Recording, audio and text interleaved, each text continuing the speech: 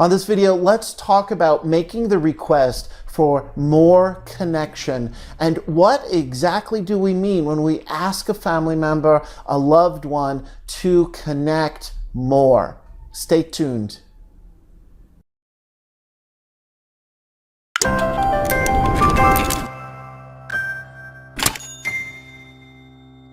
I'm Alan Robarge, a relationship coach and a psychotherapist. Welcome to the New Love Addiction, where we're not talking about addiction.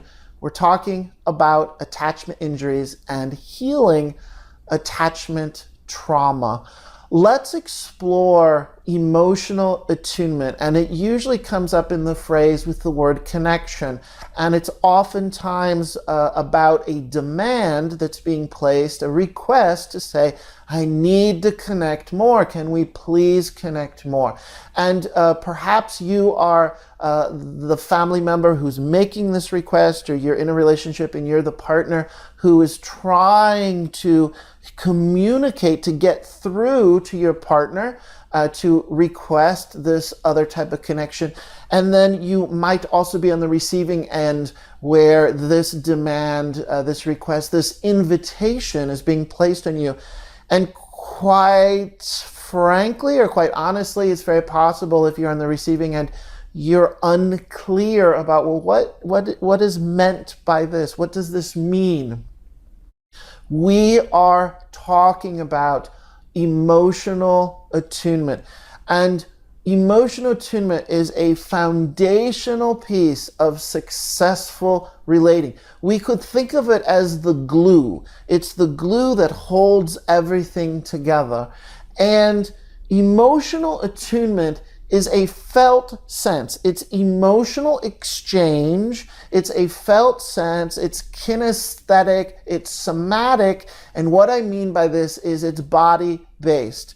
There's going to be some awareness of an emotional exchange. Words that we could use are resonance, warmth, harmony. When you feel that you are in sync with another partner. If there's not emotional attunement, a phrase we could use, we could say the partner or the person on the receiving end, if it's a family member, is almost tone deaf, a kind of tone deafness to the invitations and to the exchange. The attempt to create some emotional exchange is not happening. So let's break this down. Let's be a little more specific. Think about dancing. Think about choreography. If we say, I want to dance more, that's not an idea. It is not something that we just think up in our head. In order to dance, we have to engage. Imagine you're with a partner and you are not really paying attention. You're not really monitoring the choreography and the flow of the movement between you and your partner. In a way, you're somewhat distracted or just not alert to the interactions of moving back and forth. If you really think of dance, it has this flow, it has this exchange. And when dancers are connected, when they are in sync, they're able to pick up on the subtle nuance. And if it's partner dancing where they're touching each other, they're able to notice when one partner is, leaning a certain way, and then the partner can respond and adjust. And it's this constant communication between your bodies and through the choreography and through the movement and linking it to the music. There's this whole flow going on. Well, we can use this example and this idea of dance as a metaphor, and it has the component of body. We're also going to add a layer when we're talking about emotional attunement. We're talking about emotionally being in sync, emotionally being able to notice the nuance of your partner's feelings. It requires a skill of empathy. It goes beyond the beginning is to this idea, the phrase, put yourself in another person's shoes. So you're able to imagine and even feel your partner's point of view, but it's not only putting yourself in the partner's other shoe, putting yourself in your partner's shoes. It's also saying, well, let's walk together in your shoes. And then it also means the partner is doing the same thing for you. So you're both able to move back and forth between knowing your own experience of how you're feeling in your inner world and what you want and your desires and your intentions in the moment of relating.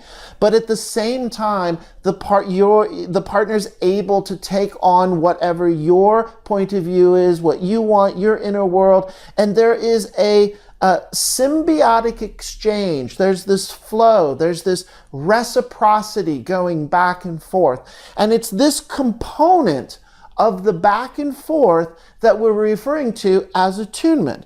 When it is in alignment, when there is resonance, when as opposed to dissonance. Dissonance would mean that we really are disconnecting, that we might attempt to understand our partner's emotional experience, but beyond that, we're not quite able to drop into it and then create an exchange. And when I say exchange, that could be verbal, that could be intellectual, that could be through touch and through behavior. It could also just be through presence. I mean, really just sitting there and breathing, and there is an awareness. You're holding the awareness of what is the quality of the relating between both partners.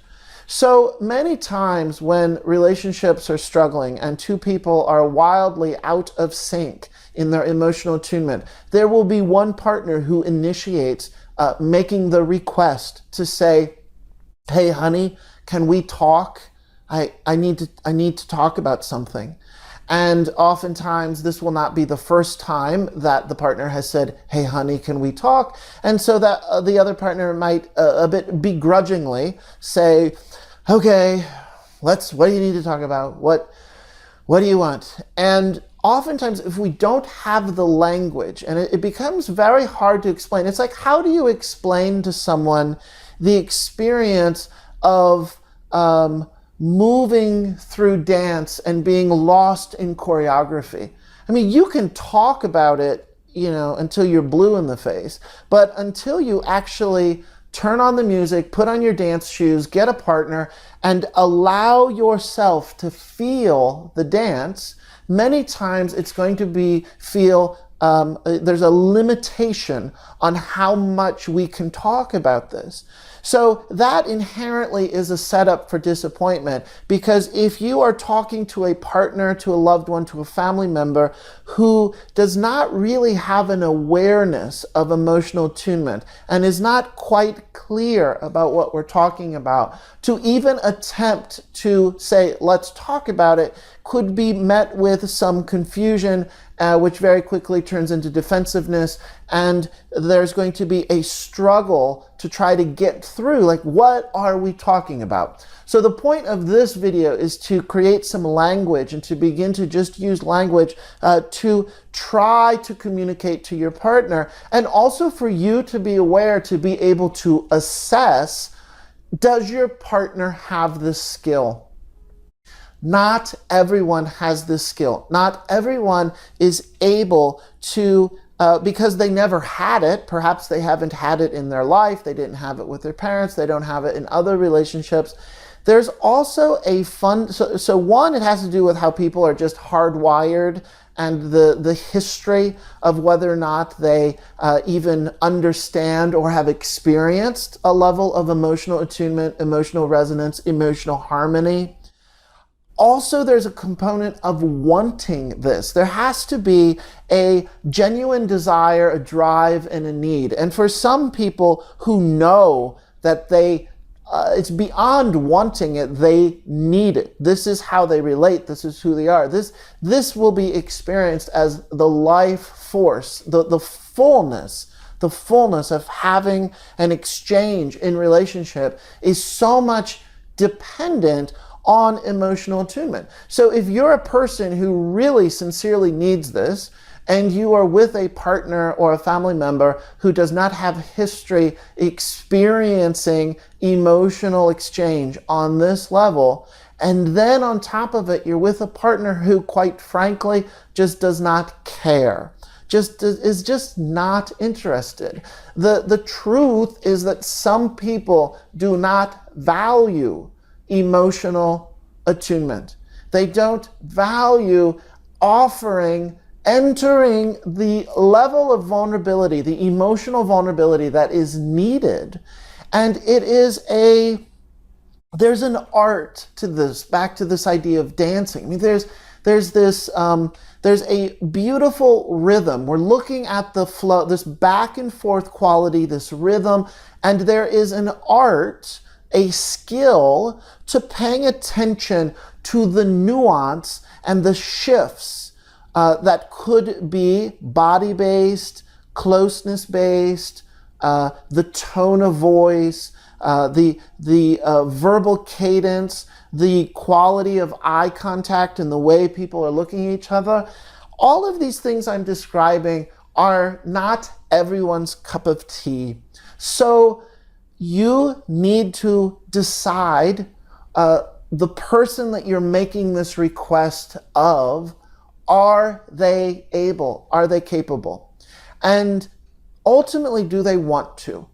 Because it can feel so incredibly discouraging to continue to try to explain, and back to the metaphor of dancing. I mean, there's a point at which that it's wildly crazy making to explain to someone what it feels like to be lost in the flow of the movement of the dance. And if they don't get it, and they don't want to get it, but you feel a great urgency and a need to have them get it, because then you know you're going to have a certain level of emotional relating, emotional exchange, emotional harmony, emotional resonance, and a flow of relating that is going to feel satisfying, it's going to feel connected, it's going to feel intimate, it's going to feel vulnerable. And all the words that I'm using, some people do not want that. Some people do not want to actually be vulnerable in relationship. They say they want to be in relationship. For many people, for the most part, they love their partner, they love their family member. But when it comes to this kind of emotional attunement, it does require a willingness to be vulnerable. And quite frankly, not everyone wants to be this vulnerable. I hope that this video was helpful. It's a way for you to begin to think about language of how you would explain what is this request for emotional attunement. And it's also a way for you to reflect on and to ask yourself, are you connected? Are you pursuing the people who are able and capable to participate? It's the same thing as picking a dance partner. You have to look at your choices of dance partner, and we know some people just cannot dance. Some people just do not have the ability to create the level of responsiveness through rhythm, the level of speed to move with agility, to move in a way that has flow. And the same way that we would consider picking a dance partner, that's also an assessment that we need to make when we're picking a relationship, when we're picking a partner to share emotional exchange. Sometimes we have to accept that this request for connection cannot be met and will not be met because we're with someone who doesn't value that skill and also does not have the curiosity to want to learn it. So for the people who don't want to dance, they don't want to sign up for the class, they don't want to buy the shoes, they don't want to watch videos on dancing, at some point you have to tell yourself, I'm not going to get the level of emotional attunement that I so much know is possible. I know people dance. I know that it is, a skill and an art, and and when it happens, it is so satisfying.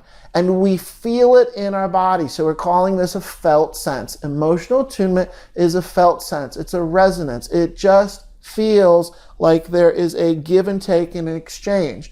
The opposite it will feel stale, it will feel dead end, it will feel one-sided, and it will feel unsatisfying.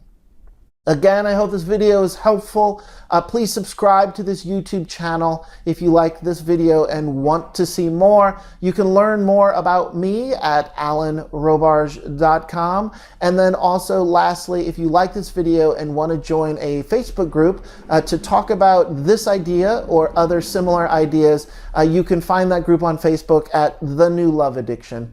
Thank you again, and I will see you next video. Bye.